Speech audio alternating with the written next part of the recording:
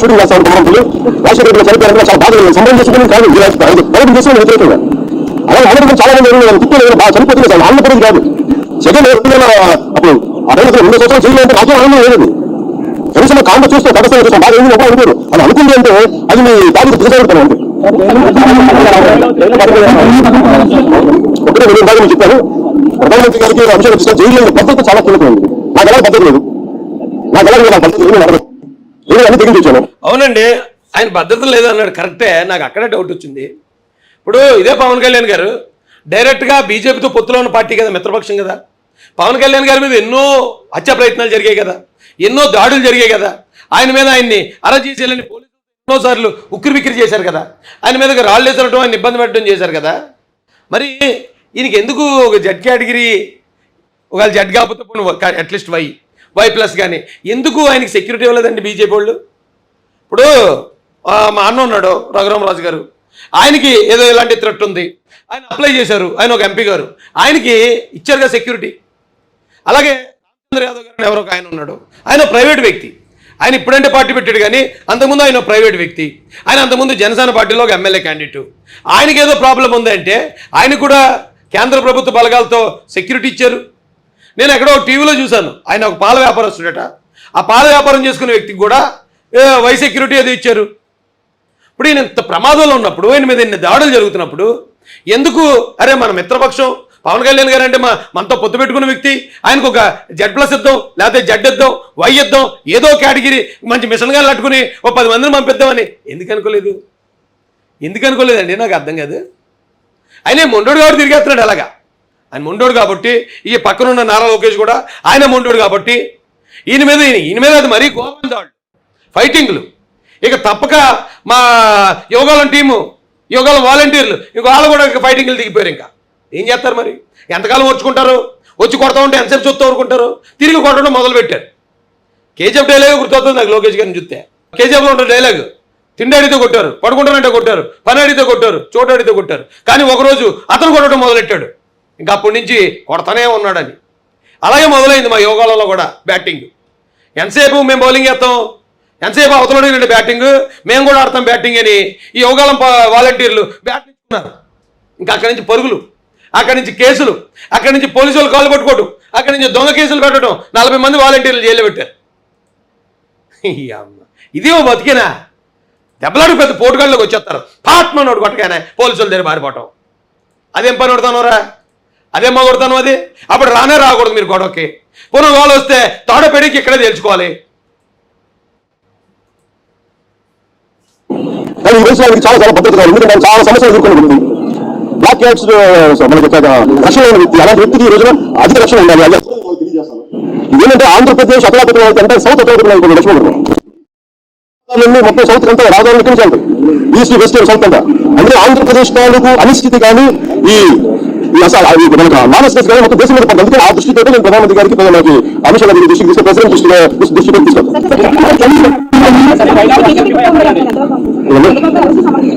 అదే నమ్మట్లేదు, అసలు నేను నమ్మట్లా. అదేంటంటే నేను ప్రతిసారి జరుగుతాను సార్, మీ మీద పర్సెప్షన్ ఉంది అంటే ఎందుకంటే ఇప్పుడు ఆ స్థాయికి వచ్చారు ఆ నాయకులు. ఇప్పుడు మీకు నేను వెళ్ళి మాట్లాడు, నేను ఏం చెప్తాను నాయకులు మీరు అడుగుతారా? అమిత్ షా గారు అడగడం చెప్పిన వాళ్ళ ఎంపీలు ఎవరో చెప్తాను, మళ్ళీ అడగలేదు కదా మీరు. వాళ్ళు ప్రతిదీ మీకు ఎన్ని రాష్ట్రాల తాలూకు న్యూస్ ప్రతి దాంట్లో స్పందించడం తప్పు. నేను ప్రతి ఊళ్ళో జరిగిన ఒక ఉపయోగంలో స్పందించలేరు, అన్ని రాష్ట్రాలు జరిగిన స్పందించలేరు. అంటే బాగా తెలిసి కదా దీనివల్ల బీజేపీకి సంబంధం లేదు ఉందా అని అడిగారు జర్నలిస్ట్ ఎవరో. అయితే అన్ని రాష్ట్రాల్లో జరిగారు చూసుకోరు కదా, సంబంధం లేదు అని ఆయన చెప్పడం జరిగింది.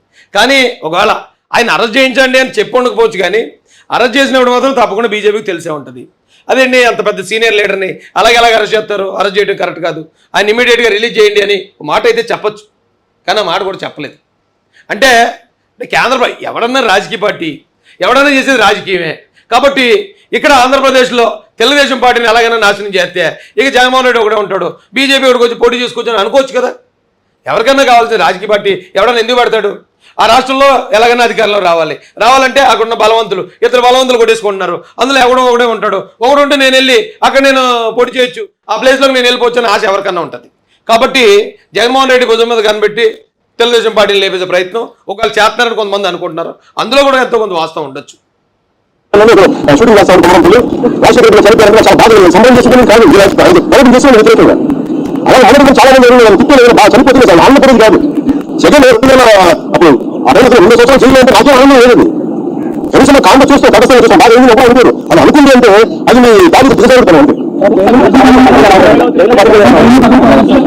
ఒకటే నేను బాగా నేను చెప్పాను ప్రధానమంత్రి గారికి అంశాలు తీసుకొని జైలు పద్ధతి చాలా కీలకమైంది నాకు ఎలా పద్ధతి లేదు నాకు ఎలా నా పద్ధతి లేదు అడగదు నేను అన్ని తెగించి వచ్చాను. అవునండి, ఆయన భద్రత లేదన్నాడు కరెక్టే. నాకు అక్కడే డౌట్ వచ్చింది. ఇప్పుడు ఇదే పవన్ కళ్యాణ్ గారు డైరెక్ట్గా బీజేపీతో పొత్తులో ఉన్న పార్టీ కదా, మిత్రపక్షం కదా. పవన్ కళ్యాణ్ గారి మీద ఎన్నో హత్య ప్రయత్నాలు జరిగాయి కదా, ఎన్నో దాడులు జరిగాయి కదా. ఆయన మీద ఆయన్ని అరెస్ట్ చేసేయాలని పోలీసులు ఎన్నోసార్లు ఉక్కిరి బిక్కిరి చేశారు కదా. ఆయన మీద రాళ్ళు వేసడం, ఆయన ఇబ్బంది పెట్టడం చేశారు కదా. మరి ఈయనకి ఎందుకు ఒక జడ్ కేటగిరీ, ఒకవేళ జడ్ కాకపోతే అట్లీస్ట్ వై ప్లస్ కానీ ఎందుకు ఆయనకి సెక్యూరిటీ ఇవ్వలేదండి బీజేపీ వాళ్ళు? ఇప్పుడు మా అన్న ఉన్నాడు రఘురామరాజు గారు, ఆయనకి ఏదో ఇలాంటి థ్రెట్ ఉంది, ఆయన అప్లై చేశారు, ఆయన ఒక ఎంపీ గారు, ఆయనకి ఇచ్చారుగా సెక్యూరిటీ. అలాగే రామచంద్ర యాదవ్ గారు ఎవరో ఆయన ఉన్నాడు, ఆయన ప్రైవేట్ వ్యక్తి. ఆయన ఇప్పుడంటే పార్టీ పెట్టాడు కానీ అంతకుముందు ఆయన ప్రైవేట్ వ్యక్తి. ఆయన అంతకుముందు జనసేన పార్టీలో ఒక ఎమ్మెల్యే క్యాండిడేట్. ఆయనకి ఏదో ప్రాబ్లం ఉందంటే ఆయన కూడా కేంద్ర ప్రభుత్వ బలగాలతో సెక్యూరిటీ ఇచ్చారు. నేను ఎక్కడో టీవీలో చూశాను, ఆయన ఒక పాల వ్యాపారస్తుడట. ఆ పాల వ్యాపారం చేసుకునే వ్యక్తికి కూడా వై సెక్యూరిటీ అది ఇచ్చారు. ఇప్పుడు ఈయన ఇంత ప్రమాదంలో ఉన్నప్పుడు, ఆయన మీద ఇన్ని దాడులు జరుగుతున్నప్పుడు ఎందుకు అరే మన మిత్రపక్షం పవన్ కళ్యాణ్ గారు అంటే మనతో పొత్తు పెట్టుకున్న వ్యక్తి, ఆయనకు ఒక జెడ్ ప్లస్ ఇద్దాం, లేకపోతే జెడ్ ఇద్దాం, వై ఇద్దాం, ఏదో కేటగిరీ మంచి మిషన్ గారు పట్టుకుని ఓ 10 మందిని పంపిద్దామని ఎందుకు అనుకోలేదండి? నాకు అర్థం కాదు. ఆయనే మొండోడు కాబట్టి తిరిగేస్తున్నాడు అలాగా. ఆయన మొండోడు కాబట్టి, ఈ పక్కనున్న నారా లోకేష్ కూడా ఆయన మొండోడు కాబట్టి ఈయన మీద అది మరీ కోపం దాడు, ఫైటింగ్లు. ఇక తప్పక మా యోగాలం టీము, యోగాలం వాలంటీర్లు ఇంక వాళ్ళు కూడా ఫైటింగ్లు దిగిపోయారు. ఇంకా ఏం చేస్తారు మరి? ఎంతకాలం వచ్చుకుంటారు? వచ్చి కొడతా ఉంటే ఎంతసేపు చూస్తూ ఊరుకుంటారు? తిరిగి కొట్టడం మొదలుపెట్టారు. కేజీఎఫ్ డైలాగ్ గుర్తవుతుంది నాకు లోకేష్ గారిని చూస్తే. కేజీఎఫ్లో ఉన్న డైలాగ్, తిండి అడిగితే కొట్టారు, పడుకుంటానంటే కొట్టారు, పని అడిగితే కొట్టారు, చోటు అడిగితే కొట్టారు. కానీ ఒకరోజు అతను కొట్టడం మొదలెట్టాడు, ఇంకా అప్పటి నుంచి కొడతానే ఉన్నాడని. అలాగే మొదలైంది మా యోగాలలో కూడా బ్యాటింగ్. ఎంతసేపు మేము బౌలింగ్ చేస్తాం, ఎంతసేపు అవతలడినండి బ్యాటింగ్, మేము కూడా ఆడతాం బ్యాటింగ్ అని ఈ యోగాలం వాలంటీర్లు బ్యాటింగ్ ఉన్నారు. ఇంకా అక్కడి నుంచి పరుగులు, అక్కడి నుంచి కేసులు, అక్కడి నుంచి పోలీసులు కాళ్ళు పట్టుకోవడం, అక్కడి నుంచి దొంగ కేసులు పెట్టడం, 40 మంది వాలంటీర్లు జైల్లో పెట్టారు. ఇదేమో బతికేనా? దెబ్బలాడు పెద్ద పోటుగాళ్ళకి వచ్చేస్తారు, పాట్మనోడు కొట్టగానే పోలీసుల దగ్గర పారిపోవటం. అదేం పని కొడతానోరా? అదేం మా కొడతాను అది? అప్పుడు రాకూడదు మీరు గొడవకి. పూర్వం వాళ్ళు వస్తే తాడపేడికి ఇక్కడే తెలుసుకోవాలి. కానీ ఈ దేశానికి చాలా భద్రత కావాలి, ఎందుకంటే చాలా సమస్యలు ఎదుర్కొంటుంది. బ్లాక్ క్యాట్స్ మనకి రక్షణ వ్యక్తి, అలాంటి వ్యక్తికి ఈ రోజున అధిక రక్షణ ఉండాలి. ఇదేంటంటే ఆంధ్రప్రదేశ్ అతలాపతి అంటే సౌత్ అతలాపతి రక్షణ మొత్తం సౌత్ అంతా రాజధాని ఇక్కడి నుంచి వెళ్తాయి, ఈస్ట్ వెస్ట్ సౌత్ అంతా.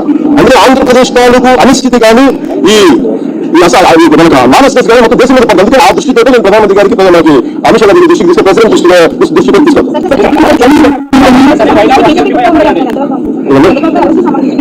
అది నమ్మకం, అసలు నేను నమ్మకం. అదేంటంటే నేను ప్రతిసారి జరుగుతాను సార్, నేను పర్సెప్షన్ ఉంది అంటే ఎందుకంటే ఇప్పుడు ఆ స్థాయికి వచ్చారు నాయకులు. ఇప్పుడు మీకు నేను దగ్గర మాట్లాడు, నేను ఏం చెప్తాను నాయకులు మీరు అడుగుతారా? అమిత్ షా గారు అడగడం చెప్పిన వాళ్ళ ఎంపీలు ఎవరు చెప్తారు, వీళ్ళు అడగలేదు కదా మీరు. వాళ్ళ ప్రతిదీ మీకు ఎన్ని రాష్ట్రాల తాలూకు న్యూస్ ప్రతి దాంట్లో స్పందించడం తప్పు. నేను ప్రతి ఊళ్ళో జరిగిన ఒక ఉపయోగంలో స్పందించలేరు, అన్ని రాష్ట్రాలు జరిగిన స్పందించలేరు. అంటే బాగా తెలిసి కదా దీనివల్ల బీజేపీకి సంబంధం లేదు ఉందా అని అడిగారు జర్నలిస్ట్ ఎవరో. అయితే అన్ని రాష్ట్రాల్లో జరిగారు చూసుకోరు కదా, సంబంధం లేదు అని ఆయన చెప్పడం జరిగింది.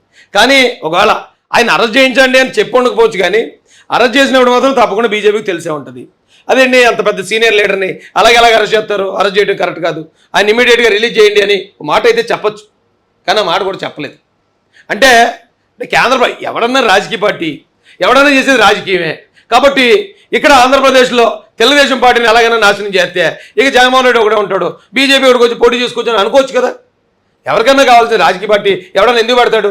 ఆ రాష్ట్రంలో ఎలాగైనా అధికారంలో రావాలంటే అక్కడున్న బలవంతులు ఇతర బలవంతులు కొట్టేసుకుంటున్నారు, అందులో ఒకడే ఉంటాడు. ఒకడు ఉంటే నేను వెళ్ళి అక్కడ నేను పోటీ చేయొచ్చు, ఆ ప్లేస్లోకి నేను వెళ్ళిపోవచ్చు అని ఆశ ఎవరికన్నా ఉంటుంది. కాబట్టి జగన్మోహన్ రెడ్డి భుజం మీద కనిపెట్టి తెలుగుదేశం పార్టీని లేపేసే ప్రయత్నం ఒకవేళ చేస్తున్నారని కొంతమంది అనుకుంటున్నారు, అందులో కూడా ఎంతో కొంత వాస్తవం ఉండొచ్చు. అదండి పరిస్థితి.